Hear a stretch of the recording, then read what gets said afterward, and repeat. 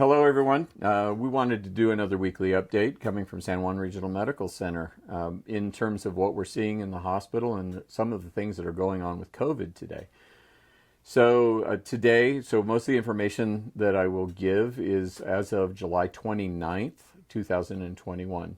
So our hospital is actually very full, but not necessarily very full with COVID as we have had in the past. Right now we have 7 COVID patients in the hospital and 2 of them are on ventilators. We usually share that information. What we're seeing in our community right now is a slow uptick in the number of COVID patients that are coming up as positive. What we found over the course of the last year and a half is what we see in the hospital usually shadows that by a week, maybe 2 or 3 weeks after that trend starts to go up. And that trend is definitely starting to go up. It's going up all across the state of New Mexico. What we're seeing in San Juan County is not as severe as what we're seeing in the rest of the state, but we are seeing that trend go up. Before we were often half the COVID patients in the state were right here in San Juan County, but that's not the case right now. The other thing that's been in the news a lot is what we're seeing around the variants. There are 3 variants that are being tracked. Variants are tracked because specifically there's an increased disease activity or it's able to avoid your immune system, whether you've had the vaccine or you've been sick with it.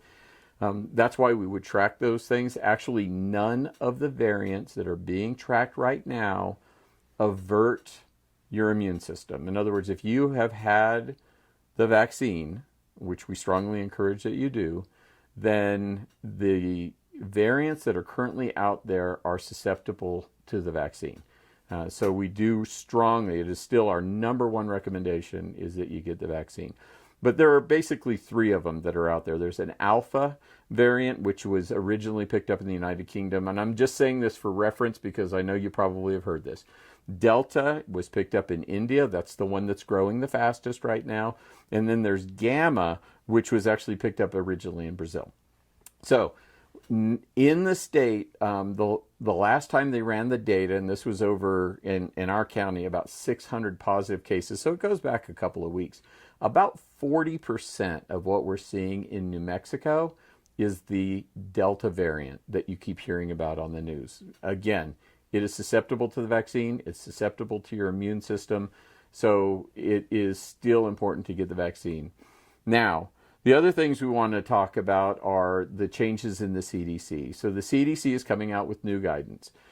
If you are in an area that they call a high transmissibility rate or a substantial transmissibility rate, they recommend going back to wearing masks whether you're vaccinated or not and you're in indoor public places. If you're outside, not as big of a deal, but if you're in a shopping center or anything like that, they recommend wearing a mask. It just so happens San Juan County is in the substantial category. You can find that on the CDC COVID tracking website. It has literally county by county across the United States. So you should look at that, but that is the recommendation that came out from the CDC yesterday on the 28th of July.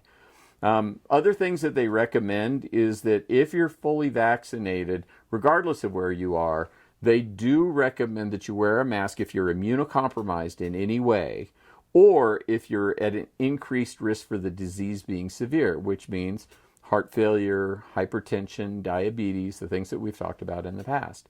Also, if there's anybody in your household who meets either of those 2 categories, we still recommend masking. So the other change to the CDC recommendation is if you've been fully vaccinated and you're exposed to somebody with known COVID, they want you at 3 to 5 days after that exposure to get tested. And then keep wearing a mask if you're out anywhere until 14 days or your negative test comes back. At that point, you're safe to take your mask off. So, of course, we've already talked about school. CDC is going to recommend or is already recommending full masking for schools, teachers, and all faculty, as well as students at the schools when the schools start to pick up again. So I hope that's helpful. Now, we are seeing an increase. Like I said, precautions are ultimately important. Get the vaccine. It is absolutely safe, and it is the best bet for individuals, for our community and for our entire population. The more people we have vaccinated, the better safe we're going to be.